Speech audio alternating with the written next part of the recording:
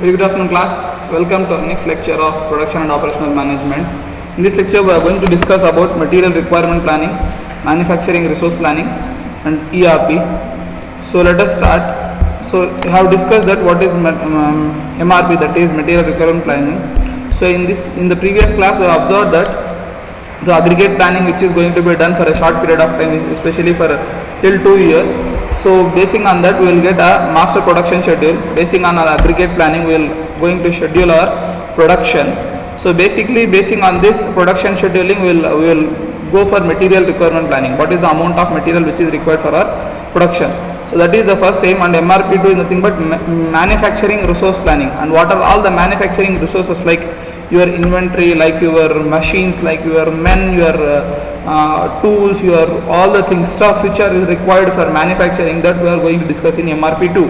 Whereas in MRP1 we especially only concentrate on the amount of material which is required for our production. Okay. So first of all let us see what is MRP. MRP is material requirement planning. Just keep this in mind. MRP and MRP1 is nothing but called as material requirement planning, whereas MRP2 is nothing but manufacturing resource planning. Keep the difference between these two. Material requirement planning, that is manufacturing resource planning. So it is a planning technique which converts the master production schedule, that is nothing but its input is completely from the master production schedule which you have planned according to the aggregate production planning. Okay, and the end products in a detailed schedule of raw materials. Okay, and the detailed schedule of raw materials, parts in this which are used for the end product, whereas MRP means the determining the number of parts, components, materials needed to produce the part.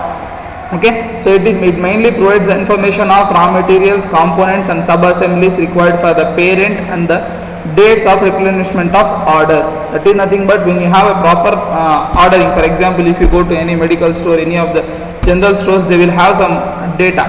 If you see them, if there is some stock which is not present with them, so they will note down this stock is required.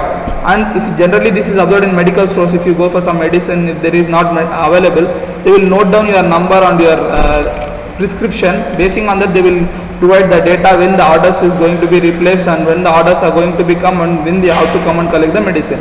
So in this similar way, when you have an manufacturing of some parts or products, if there is some raw material like screws, nuts, bolts, tools, whatever is the things, whatever is the stuff which is required for completion of the part, that is nothing but a parent part. For example, you take bicycle, I will show you the example. If you take a bicycle example, there is a need of handle, there is a need of seat, there is a need of tire, rim, like all the stuff, tubes, everything is required, pedals. So all these things, if you see this all together will give you a cycle. So among this, if there is some need of a particular tire, particular type of handle, so when this order has to be placed for the completion of my order. Okay, so inventory reduction. So what is the main objective of the MRP? Is nothing but we will reduce the inventory. So what is the problem with the inventory? Why we cannot have a large amount of inventory? Nothing but, if for example you have given the example of this bicycle, if you are having a more amount of handles, if there is a lot of problem to store the handles, to prevent them from the rusting, to maintain them properly. So these are the large number of issues when you have a more amount of inventory. For example, if you go to grocery store, if they are buying large amount of sugar and they are storing it, so sugar may get sticky and sugar may get insected. So these things are drawbacks. So they will not buy a large amount of quantity. They will buy for a duration of 1 month, 1 week, 1.5 months. So similarly we will plan for the product. So reduction is the main important thing which is based upon the MRP. Next is reduction in production and delivery lead times. Reduction in production is nothing but the time which is needed for the production. For example, if you are going for a production and at the time of production, if you are going to buy some parts, the production will be delayed. Instead, you will have some amount of inventory with you. Whenever the production or the order comes, at a time you will try to finish the production. Okay, so and it even reduce the delay time. How the delay time is reduced? When the production is run at a particular time, at a correct time, there will be the delivery will be given on a scheduled time. Whatever is the schedule you have with the delivery, you will be giving the schedule at the real time. Next is realistic commitment, that is improves the customer's satisfaction. MRP structure. If you see this MRP structure, I have clearly mentioned you that. I will show you. I have told that the first is aggregate production planning, which is a plan for 6 to 2 months, some people say 2 to 12 months. So from this we will get the information for the master production schedule. Master production schedule is nothing but how the production has to be scheduled for the part, whatever the part. So which you get the details from the firm orders, how the orders is given with the customer and how the demand is going to be changed. This will be given as input to this. And if you see the material requirement planning or material planning, so this takes the inputs from the master production schedule. If you want to produce 10 units here, according to that the material is required. Okay, and when the inventory are going to for 10 parts, if you want to buy some inventory, how many number of materials is required, first we will check we have inventory or not. Is there inventory? Is there any storage of the related parts or not? For example, you might have bought the screws or nuts for other operation which have been kept as inventory, but now the order has came for the nuts and bolts. What you will do, you will replace them. You will give this to the customer. So next is next input is bill of material. Bill of material is nothing but the detailed list of inventory details, inventory parts. How many parts you have bought, what time you have bought, how many number of parts are available with us, what is the cost of each part. So this detail will be there in the bill of material. Next is inventory transaction. Inventory transaction. For example, you have bought the inventory of 10 parts. So among those 10 parts, how many number of parts are used in which part, which machine, which part, which assembly, like that. Okay, that is kept in a, these transactions are maintained in a inventory record file. And basing on your material requirement planning, we will have two main reports, that is primary reports and secondary reports. Primary reports are nothing but planned order scheduling for inventory and production control. This is nothing but planned order scheduling. Nothing means for every screws you are going to place an order for every 10 days, 15 days, 200 1 month, 2 weeks, so like that. So that is primary ordering. Secondary ordering is nothing but expectational reports. For example, you have ordered some screws and nuts, but because of some sudden these screws are generally used in other parts, so because of that the stock has been reduced from your inventory, then you are going for secondary reports. That is nothing but how the expectations of the need is going to be improved, what are the planning reports, like that we will try to change. So in this there are fundamental demands and dependent demands. Independent demands are nothing but the demands which are not dependent. The best example is your medicine. So it is independent demand. It will keep on increasing. If one person is infected, means if he is cured, means other person will be infected. It is not depending upon anything. It is a demand for the finished product. It needs to be forecasted. Dependent demands. Dependent demands are nothing but these demands are based. For example, best example I can give again is for dependent demands. If there is a need, if there is a large amount of cars, there is a need of petrol. So petrol is dependent upon cars, and the cars are dependent upon petrol. If demand for cars is increasing, obviously demand for petrol is going to be increased. Okay, like this you can correlate. If there is cars, there will be demand of aesthetics. If there is a car, there is demand for rear cameras, there is demand for tires, tubes, in this way. Now if you see that in most of the two-wheelers especially, the tubeless tires have come. So the tires has been reduced with tubes. The tubes are vanished from the market. What is the reason? Because most of the two-wheeler vehicles have come up with tubeless tires. Okay, so in this way these are dependent demands, independent demands. So the dependent demands are those which depend upon the final product, finished product. Independent demands which does not depend upon the finished products. So these are the inputs for material requirement planning. That is, first is master production schedule, next is bill of material, next is inventory status file, next the final one is outputs and the reports. So what is bill of material? The list of all the raw materials, parts, sub-assemblies and assemblies needed to be produced for one unit of part. So for one part, how many number of raw materials like screw, how many number of screws, how many number of washers, how many number of bolts, how many number of sub-assemblies, like how many number of screw and nut together, how many number of whole assemblies, how many number of complete bunch of like universal joint or universal whatever it may be. So things are required for this, that we are going to understand by the bill of material. Bill of material shows way of finished product or the parent item is put together for an individual component. So how the final product is going to be obtained by adding what are all the objects, how we are going to obtain the final product, that we can able to see. For example, see this. So this is your final part. This is your final part. This part is made of A2. A2 is again made of C.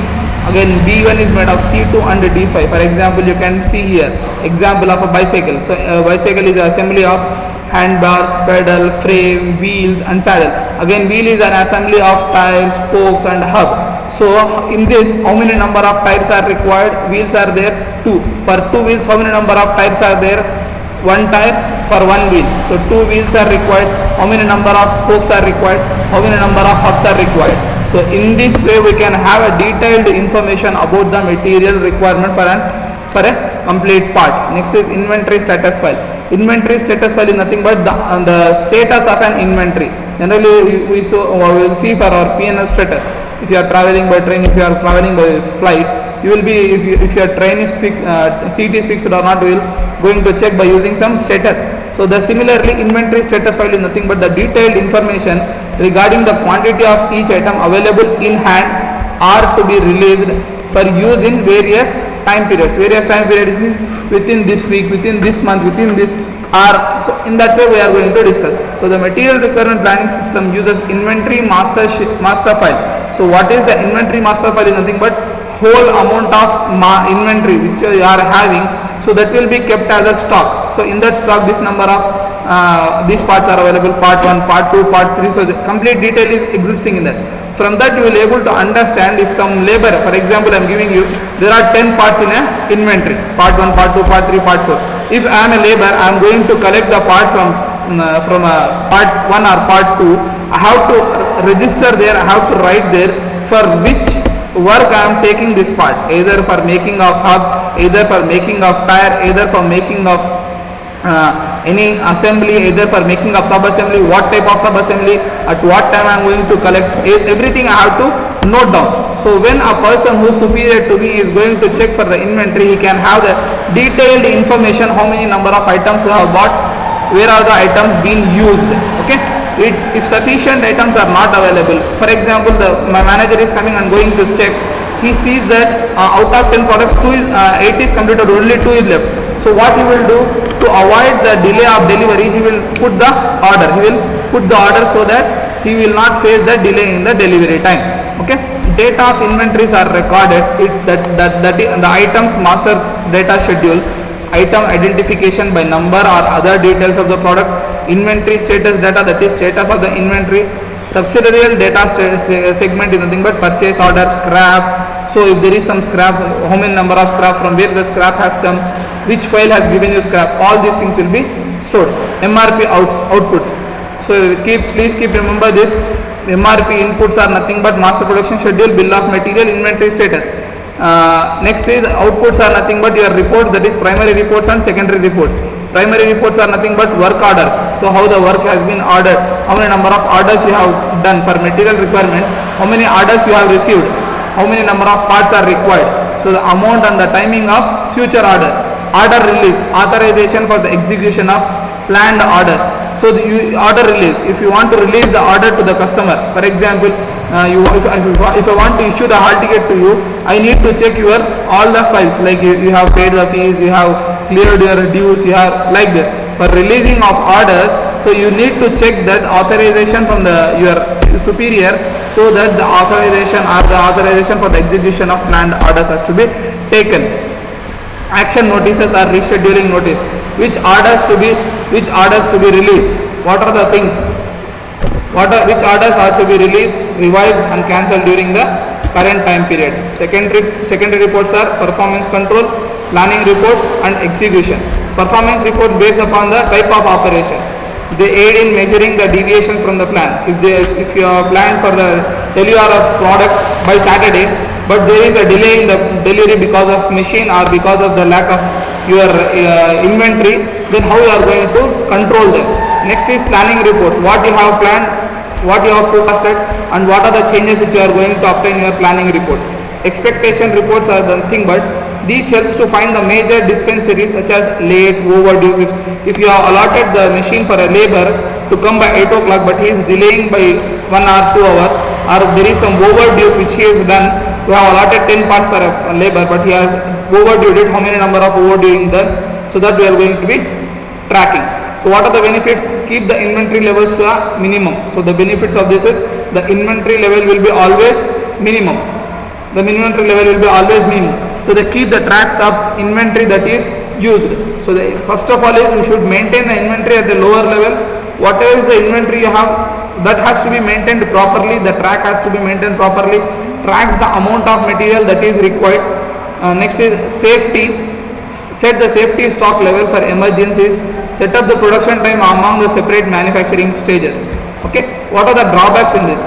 Inaccuracies, inaccurate information. Like when I am writing down, so I might do a mistake in time, I might do a mistake in date. So because of this mismatching of the information, there will be overstocking, or there will be a chances of lack of appropriate resources. In this way they may cause, okay, the inaccurate master scheduling. So when your superior, basing upon the aggregate production scheduling, aggregate planning, he is going to schedule some master production schedule, that is nothing but scheduling of production. If that is not accurate, if there is some wrong scheduling of the parts, then that will also affect your planning. MRP system can be costly and time consuming to set up. Why means you should have a detailed information about the each and every raw material. Either it is in a system or it is in a manual. If it is in a manual, you need to maintain the stocks. If it is in a system, you have to maintain the system properly. The data should not be missed. All the things, the Wi-Fi should be enabled. So in this way, there will be a change. Costlier it will become. Next is evolution of MRP to MRP1 to MRP2. MRP is nothing but from the master material requirement planning to manufacturing resource planning. Manufacturing resource planning is nothing but how we are going to what we are going to manufacture the things, basing upon the resources in a best way. That is nothing but manufacturing resource planning. Manufacturing resource planning is defined as the resources of a method for effective planning. What are the resources which you are having? For example, I am giving you to some stock. Okay, I am giving you to make some operation. What you are doing, you are going to see that you are having only less number of machines. Out of those machines, either you will try to do overtime work, or you are going to give subcontracting. But however, you are going to complete that at a effective planning way, and effective manufacturing has to be done by a company. So MRP2 serves as an extension of MRP, but whereas it is a closed loop of manufacturing planning resources, which is abbreviated as CLMRP, that is closed manufacturing resource planning or material requirement planning. So this is the structure. So first of all, see this is a market demand. So basing upon the market demand, we'll have some production plan. So that production plan will give you some capacity planning. Capacity planning is nothing but if you want to produce, so for doing, for example, I can give you an example of Kia. If you want to produce a Kia manufacturing car, how much amount of machines are required, how much amount of investment is there, how much amount of land should be required. So that will be roughly calculated. So basing on these rough calculations, we will produce a master production schedule for 2 or 1 year or 3 years. So that schedule will be given to material requirement planning. From material requirement planning, we will go for capacity planning. In this, capacity planning is nothing but called as your manufacturing resource planning. Why means in capacity itself, you will come across the machines, tools like your tool holders or your jaws, chucks, all the things will be coming here. Okay. So what is the benefits? The benefits is reduced of inventory, less idle time, few bottleneck situations. Bottleneck situation is nothing but, for example, if you see the shape of the bottle, at the bottom of the bottle, the area of the bottle will be more, but whereas at the edge of the bottle area will be less.